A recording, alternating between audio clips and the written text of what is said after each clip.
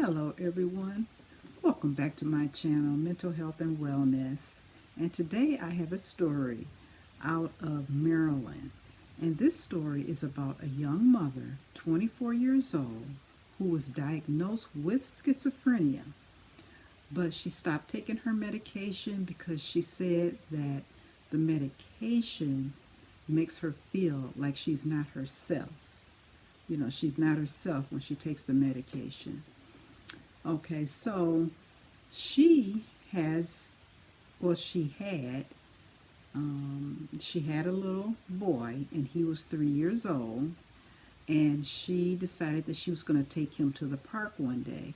Now, you probably heard about this story, and she ended up pushing her 3-year-old son for 40 hours. Not 4 hours, but 40 hours. She was pushing her son on a swing at the park. And so what happened was one of the neighbors around the park noticed that, she was there for a really long time, and they ended up calling the authorities. And when the authorities got there, they found out that her 3-year-old son was deceased. He had hyperthermia, and he passed from dehydration. That's what it was. Okay. Now, this story, it just kind of shows you how important it is, when you're diagnosed with any type of mental illness, how important it is to take your medicine. Now, she was diagnosed with a mental illness. I believe it was schizophrenia, but she was taking her medicine on and off. Like sometimes she would be on her medicine, and then sometimes she would be off of her medicine. Now, I'm going to be looking at my notes because there was a lot that went on with this young woman.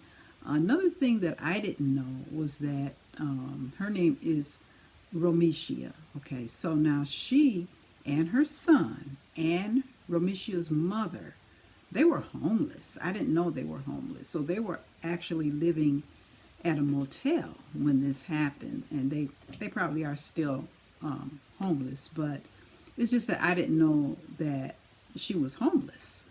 So I'm just going to be looking at my notes because I'm going to be reading some things. There's a lot of things that happen with Romicia. And so I'm just going to read a few things that happened to her. Okay, so in 2013, there was a restraining order that was filed by her mother because apparently she was jumping on her mother, hitting her, and her mother said that she just wanted her daughter to stay away from her because her daughter was out of control. Now that happened in 2013.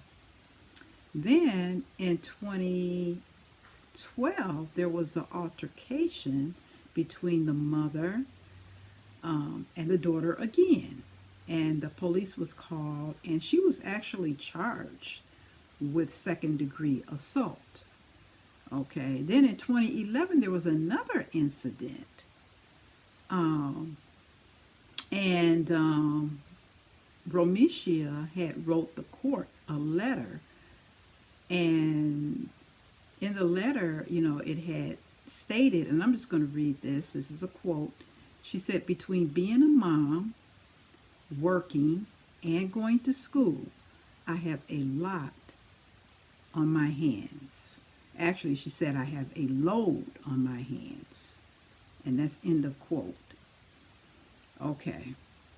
Now, from what I read, there was a lot of fighting going on between the mother and the daughter. And the residents at the hotel said that they just heard a lot of arguing. And the housekeeper at the hotel said that, she would hear a lot of arguing between the mother and the grandmother. Okay. Now, when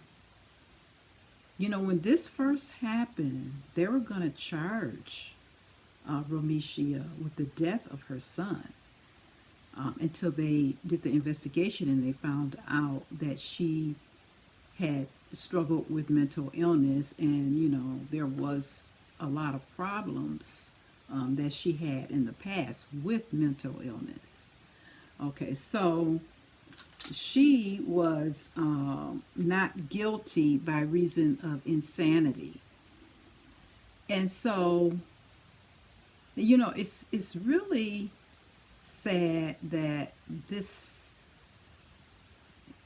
it's really sad that this situation happened, because what's sad about it is that the father, he wanted custody of his son. And he had went to court and he tried to get custody of his son, but he couldn't get custody of his son.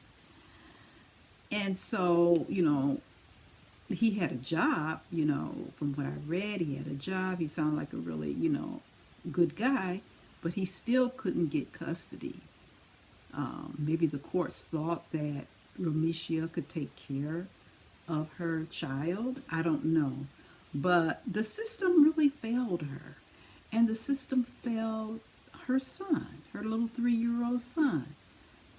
And, I guess he tried really hard because he knew that she was sick. The mother knew that she was sick.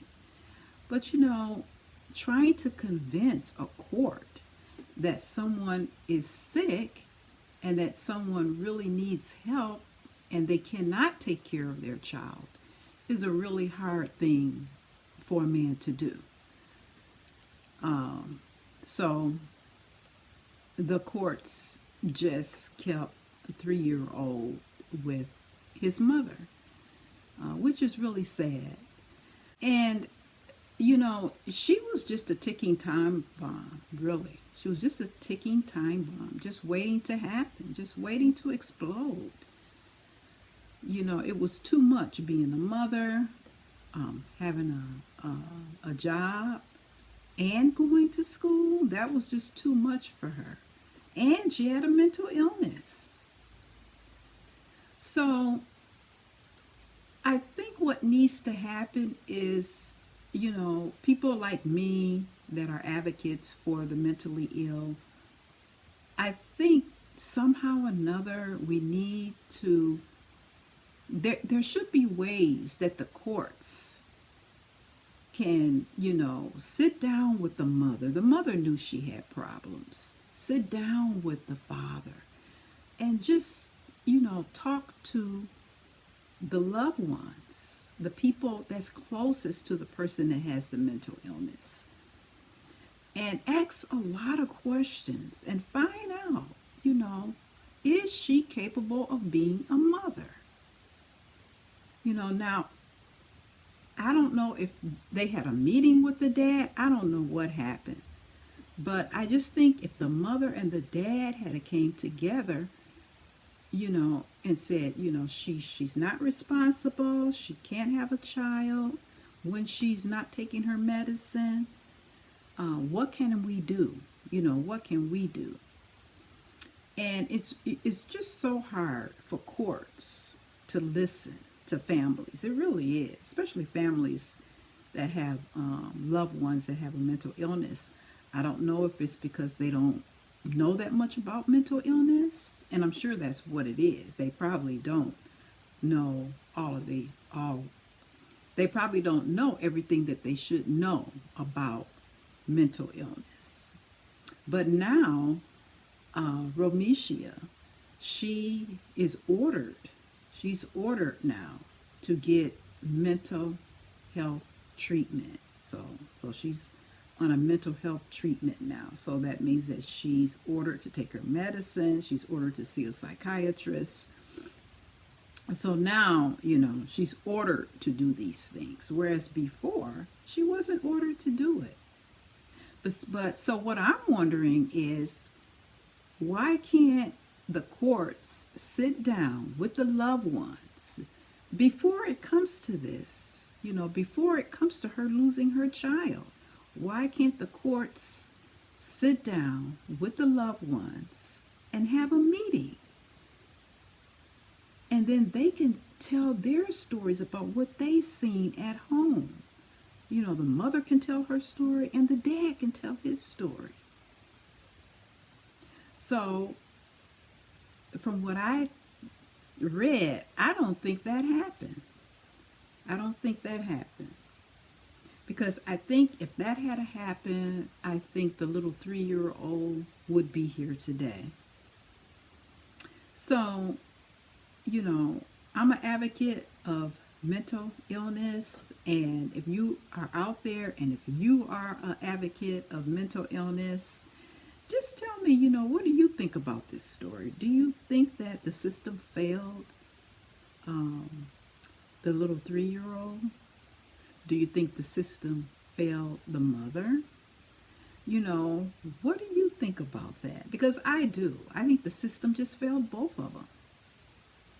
So let me know in your comments, you know, how you feel about this story. It's really heartbreaking, you know, because it's like no one listens. No one listens, you know. And the mother, you know, she knew um, because when her daughter, I guess when she wasn't taking her medicine, she was fighting her or she was always arguing with her. So she definitely knew, you know, and the dad knew too. But it's like they didn't have any type of help.